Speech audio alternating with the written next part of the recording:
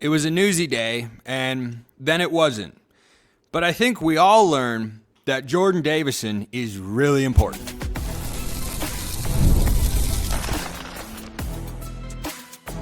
You are Locked On Ducks, your daily podcast on the Oregon Ducks. Part of the Locked On Podcast Network, your team every day. Yes, it is that time once again for Locked On Ducks. I'm your host, Spencer McLaughlin. Thank you all so much for making this your first listen or your first view of the day. It is part of the Locked On Podcast Network, your team every day, the number one sports podcast network out there. Thank you all, especially my everydayers, for helping make that the case. Some more offensive line chatter because you can't ever overlook the big boys up front. And a question about Brandon Finney, but in the interesting, not in the concerning sense. On today's show, which is brought to you by our friends over at FanDuel. Join all the action at FanDuel.com to play daily dingers and make your free pick on who's hitting a homer this Major League Baseball season. The Mariners used up most of theirs yesterday, so don't take any Mariners for a little while. So, speaking of yesterday, as you listen to or watch this show as it airs on Thursday, Jordon Davison practiced on Wednesday. There was even photographic and video evidence of the such, and that didn't seem like something that was going to happen when the day started to begin early on Wednesday, but then the winds shifted, information changed, reports were updated, and Jordon Davison does appear to be totally fine. Now, what this whole, if you missed it there, I just gave you a pretty good rundown there, and I don't need to dive into the details of it. What I think matters a lot more is what we were all thinking and feeling when we thought that Davison was going to be out for an extended period of time. And that was, oh, wait, there is not another running back in the room that we feel as good about as Jordon Davison. I think he's the best. I think he is going to be RB1. I think D'Eriq Hill is RB2. And I think the fight to be RB3 is wildly up in the air here in fall camp. And you've got a mix of true freshmen, a veteran from your roster, and a veteran from college football. So I feel pretty good about where Oregon is at in that spot. But in those moments where I, like many of you, thought Davison wasn't going to be there for a little while, I thought to myself, oh, goodness. I mean, Brayden Platt is injured. Who is going to play running back? That's not actually what I thought. Though Brayden Platt, I think, is actually going to be out for a little while, which can throw a wrinkle into the linebacker discussion, which is very real here during fall camp. But let's stash that for another day. When I thought Davison was going to be out, I thought, wait a minute.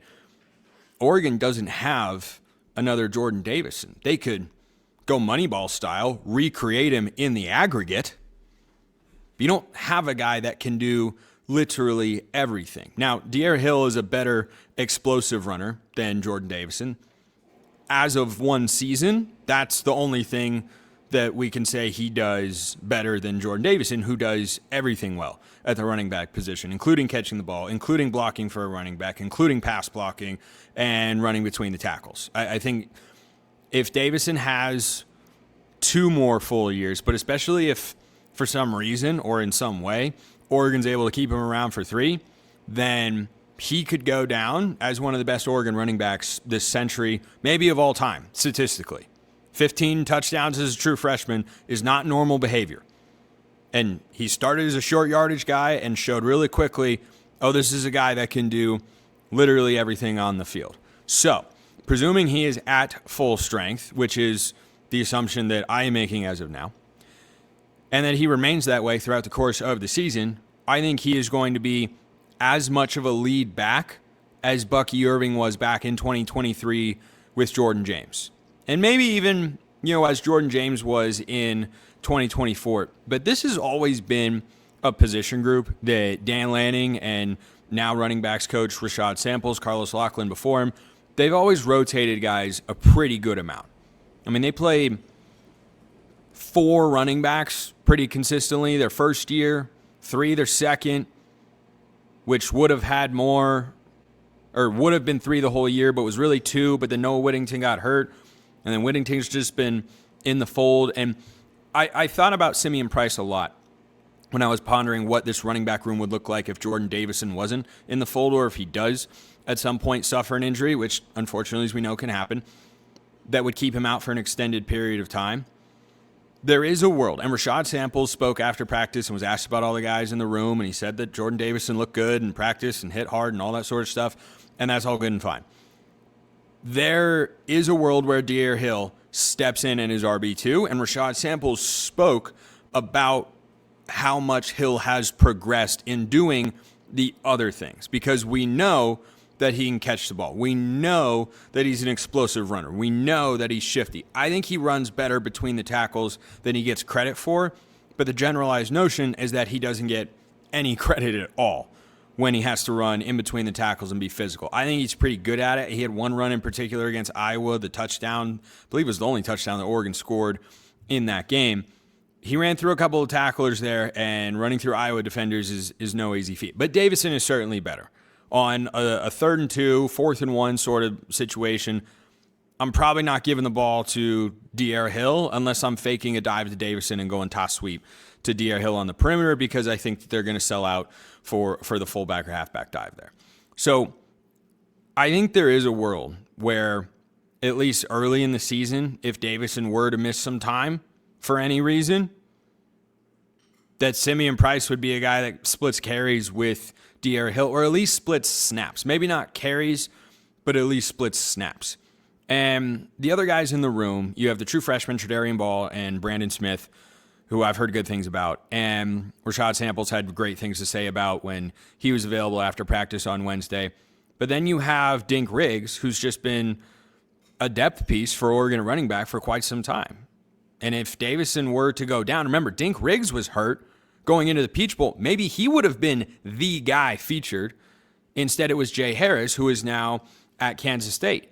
So I think all of this, for as crazy and wild and emotionally whirling as it was for a lot of Duck fans out there to think RB1 is down until maybe the USC game or after, to, oh, no, he's actually okay, to what exactly is going on, I think it all highlights the importance of him to the running back room, even though I like the depth. They are solid. I don't think they're as deep with talent as, say, the wide receiver room or the defensive line room even, or maybe even the quarterback room to an extent, but there aren't as many quarterbacks, so that's not a fair comparison to make. I think Oregon is solid, and they could survive an injury here if Davison had to miss some amount of time throughout the season if he gets dinged up, which tends to happen, especially when you run really physically. You know, Jordan James back in 2024 wasn't able to finish the Rose Bowl. Why? Because he got banged up in the first half, because he was running hard, fast, and physical all season long. Like, it can happen. Doesn't happen to everybody, but it can, in fact, happen, of course. So I think that Oregon is well positioned in that sense. I just don't think there's one guy that they would go to. You know, when Davison went down last year, if everybody had been at full strength, you just make Noah Whittington the RB1, and De'Aaron Hill stays in the exact same role. I think Hill will have a bigger role. I think if he's put on some weight, learns all the little details about playing running back, and gets better at those, then De'Aaron Hill has an incredibly high ceiling. And look, Davison only ran for 11 more yards than Hill did last year. He ran for 10 more touchdowns because he got more red zone touches. And De'Aaron Hill averaged 8.7 yards a carry, and Jordan Davison was just under 6. Davison can break those big runs. Hill's got better breakaway, high-end speed. He's your home run hitter, thunder and lightning. And I want to have both those guys there and give Oregon the best chance always, of course.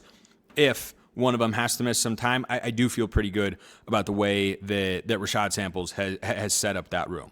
So, eventful day, I know, but it seems at this point in time as I record this show, everything is okay. Jordan Davison is fine. RB1, good to go. Leave your thoughts in the comments below. Hit me up on Twitter at LockedOnDucks, however you want to get in touch. Speaking of young guys, starters on the O-line, let's talk about it again.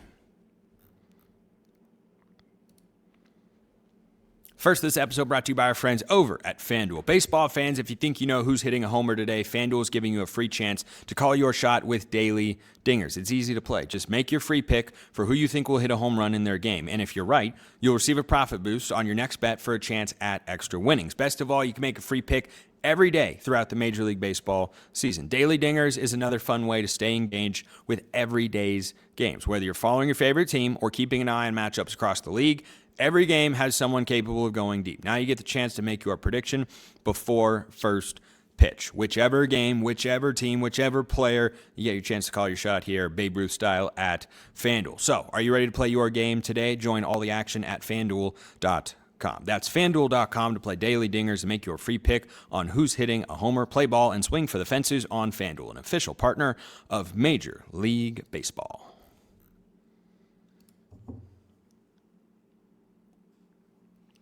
We got our second segment sip. We've relaxed, calmed down. Different angle of the same room that I was recording in yesterday. Thank you guys so much for tuning into the show. Make sure you subscribe if you have not already. So, another thing that this put into my mind, this whole idea of what if Oregon didn't have their running back. By the way, before I forget, Brayton Feaster, 4-star linebacker, still expected to pick Oregon. He's committing on Friday. So, stay tuned to see if Oregon lands the highest rated uncommitted player in the class of 2027. But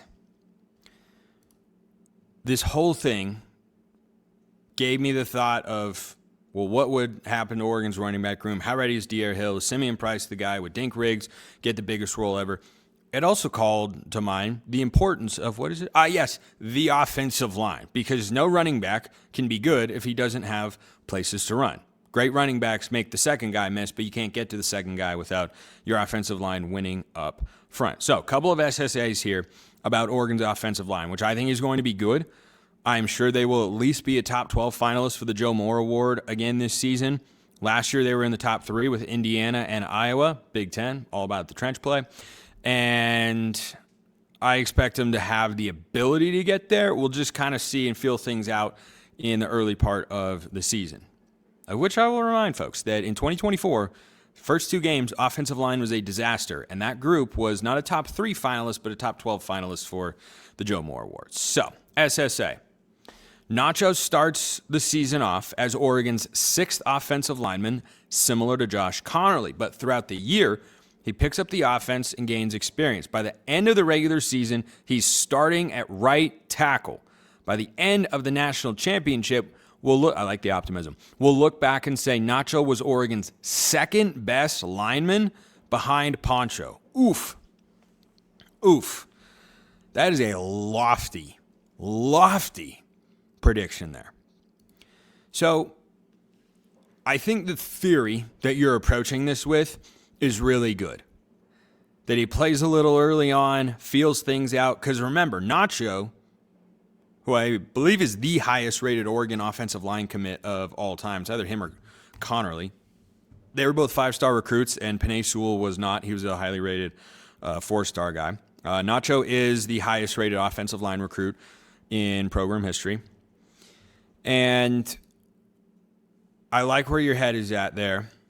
Not having spring ball because he enrolled in the fall, it makes it tough. Without question. And I am always hesitant to predict true freshmen to play along the offensive line. I am far more prepared mentally to make that call for corner, receiver. I mean, I predicted DeCorey Moore would be Oregon's leading receiver last year. He was going to be, and then he got hurt. Hopefully he's able to avoid that this year, because I think he could be in for a monster season. But you can't get him the ball unless Dante Moore is protected, of course. So the right tackle spot has a lot of options. You know, Zaire Addison on the latest episode of Meet the Flock for the offensive line, he, said right in the camera that he had to learn a lot last year, and he feels like he's ready to play this year. And then you've got Michael Bennett, who's the most experienced of the bunch, but not at this level. The most experienced guy playing Big Ten football that has played right tackle is not Janoris Wilson. He's second. It'd be Kavika Rogers. Rogers was a part of the class of 2022, and he has been a versatile and solid fill-in offensive lineman for Oregon several times, including a right tackle, by the way. The offensive line that Oregon rolled out against USC, by the time the injuries and everything got settled, you had Charlie Pickard at center. You had Fox Crater at left tackle. You had Kavika Rogers playing right tackle a lot in that game. Pregnon was playing at left guard, and Iuli was at right guard. And they sprinkled in a little bit of Douglas Utu as well, and I think a little Trent Ferguson too. So the options that Nacho has to beat to be the starting right tackle are not proven world beaters. there are guys that have played way more college football than him. And even though Michael Bennett was playing at Yale, an FCS school, that experience still means something. So there are a number of guys. Nacho clearly has the highest ceiling according to scouting services. And look, friend of the program, recruiting analyst Brian Smith, has talked to Nacho before and seen him in person. And, you know, Brian sees a lot of recruits, a lot of guys, has seen a lot. He has covered this sport for dozens of years. He said Nacho is among the most physically impressive and unbelievable and just massively large human beings that he has ever seen for an 18-year-old. It is not normal. And for him to move the way he does, you know, Alik Terry a couple days ago hinted at the idea that he and Tommy Toffee could have a real role to play as this season goes on. But you put a bold part on the end of this, saying that he'd be Oregon's second best O-lineman by, you know, the national championship game, if Oregon were to get there, of course. That would be having a Penei Sewell level impact. I think Sewell started every single game as a true freshman, but that would be getting towards that level and above where Josh Connerly was. And Josh Connerly was a first-round pick in the NFL draft. So while I respect the audacity of this particular prediction, I've got to give this a 2.5. There are just a lot of hurdles to get over there, but yeah, it would be cool to see him, you know, have a significant role the way Connerly did, because that experience can be really valuable, and he can grow into what he's capable of being, which is an NFL offensive tackle. So, next SSA about the offensive line. I like you guys have questions on the offensive line. Don't overlook the big guys up front. SSA, Poncho is the most irreplaceable player on this roster. This sounds really bold, like this should get a low number, and it is not. Let me think this out. Quarterback, no way, because you have Dylan Raiola behind Dante Moore, who is not as good as Dante Moore, but that drop-off, like that's what I'm thinking about when you say this guy's the most irreplaceable, means that if this player got hurt, the drop-off would be the biggest to the next guy. So because I don't know who's going to start at left guard or right tackle, there can't be that big of a gap. I think they have plenty of options at guard, so if Iuli got hurt, you'd certainly have a decline. I don't think it would be as catastrophic. I think going into this year, Oregon's backup center is Devin Brooks. And developmental offensive line prospect from, I believe, Clackamas High School a few cycles ago. He's been there in the system, learning behind Poncho for a couple of years. Kaloy Kelly's a guy that will be a starting center in the future. Brooks has probably got the experience edge there from what we've seen so far from Brooks, which is mostly in, you know, this past year's spring game. Didn't look amazing. Looked like a backup center, maybe serviceable. But, you know, once upon a time, Charlie Pickard didn't look that good. And then he stepped up in the USC game, and Oregon ran for, was it 170, 180, and Dante Moore wasn't sacked. So, yeah, it's not any of those spots. Left tackle, again, you'd be going from Fox Crater, who I think can be really good, to like a Zaire Addison maybe, or a Nacho. Linebacker, definitely not. Corner, definite D-line, no. Receiver, bug was crawling on the back of my neck. Receiver, no. Tight end could be close. But given the position, I think it's a lot easier for a guy like Kendra Harrison to contribute right away with little to no experience, or Andrew Olesh at a less important spot. I mean, Gage Schierick at kicker, we don't know how good he is. He could be great, and the guy behind him, probably Keaton Emmett, could be incapable of kicking a field goal. That might be the closest one, potentially, and I don't know. This is a 9. This is a 9. The signal caller, the best offensive lineman, the most experienced guy up front. Iuli might have a similar career snap count, but yeah, Poncho's the guy up there, and you lose him, man, that could be a problem. I would This is not a direct shot at Devin Brooks. I would love to have Charlie Pickard on the roster right now. After that USC game last year, and look, maybe Devin Brooks has that in him, and we just haven't had the chance to see it yet. Hopefully we don't need to have the chance to see him if he does wind up being Oregon's backup center. So those were good SSAs. Those are good, even though very different scores. It's about the process, not the result. Process over result almost every single time. The result for Oregon's offense this year is going to be awesome.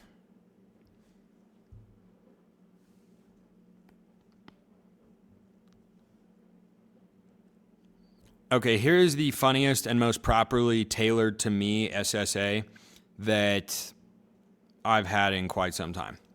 Maybe ever. We'll see. SSA. Oregon will score more points than runs scored by the Mariners this year. Ooh, this is a doozy.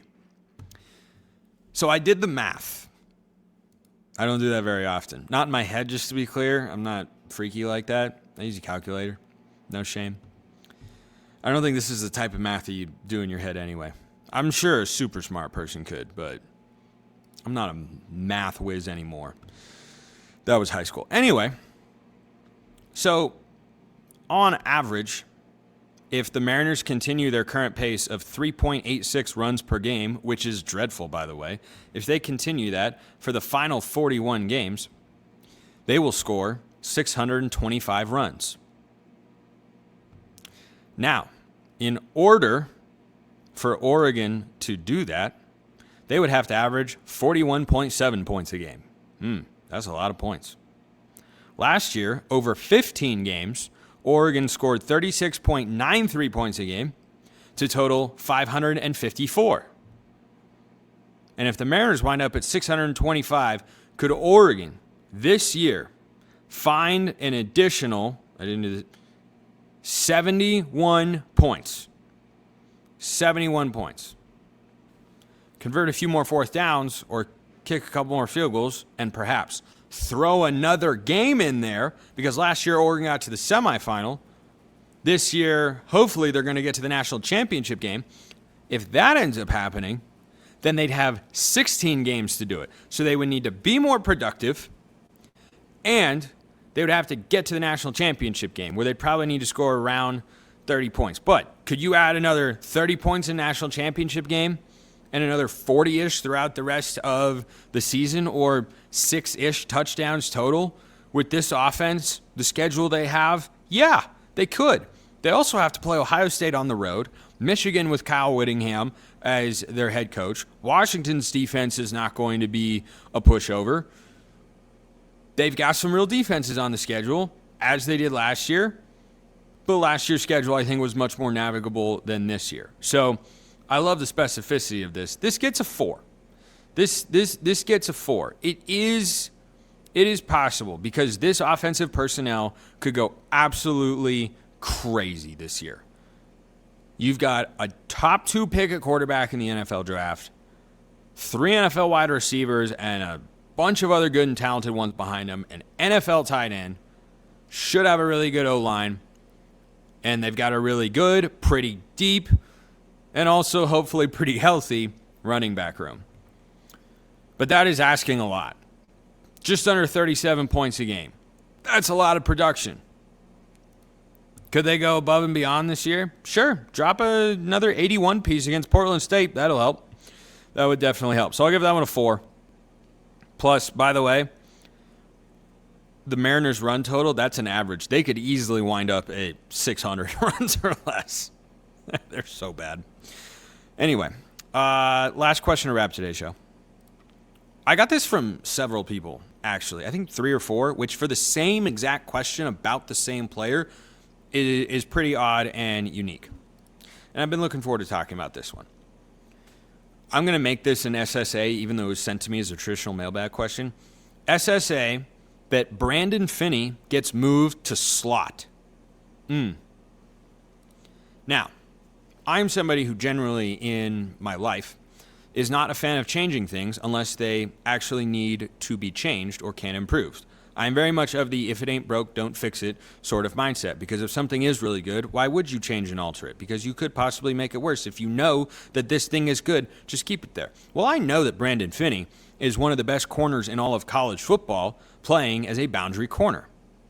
He is also, just generally speaking, one of Oregon's best defensive players.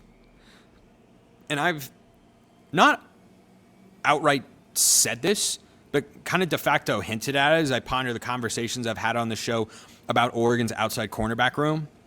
You could absolutely see a logjam in there to where one guy is talented enough to play, but he's just not quite as good as other guys. And so to get him on the field, you move him to that star position. But I had not pondered until this question kept getting sent to me, and I'm now addressing it, of course, here on the show. I had not pondered the idea that you take the best player, Brandon Finney, and you use him to answer one of Oregon's biggest questions going into the season. Who's going to start at that star or nickel position? I don't know. I still don't know. I cannot wait until the defense takes the field on September 5th against Boise State. I cannot wait to find out. I have these sorts of questions every single year that I talk about all summer, and I can't wait to see. And I got to tell you, the level of intense satisfaction I feel when I finally see an answer to that question after talking about 17 ways from Sunday how it could possibly go down, it's unlike anything I've ever experienced before, truly. So the idea that you take Finney and put him there in order to allow Naeem Offord to play outside corner opposite Ife Obadegu or Aaron Scott or Dorian Brew or somebody like that, because you look at Finney and say, hey, he's the most gifted of the bunch. He's got the best experience so far. And he watched Jaden Kennedy play this position at a very high level last season. It's not the craziest thought in the world. Do I expect it to happen? Absolutely not. This is a 2. I cannot see, because of the way that Oregon rotates their safeties around, I don't know how you would ever take Brandon Finney and sometimes make him a deep safety. That feels like actually not maximizing his value, even though I understand where you're coming from of, hey, maybe just take your best guy and put him at the spot that is arguably the hardest to play, because you have to do so many different things and you don't get to use the boundary as a defender when you're in coverage. So I think that what Finney was able to do last year is something that you likely don't touch, unless it is a really brutally tough spot and it's worse at the nickel position than they anticipated. All right, you'd ponder it. I think they would move a guy like Naeem Offord to that spot, who's also a really athletically gifted guy. I think they would move him there before they move Brandon Finney. I think they would put Jet Washington in that spot, the 5-star freshman safety.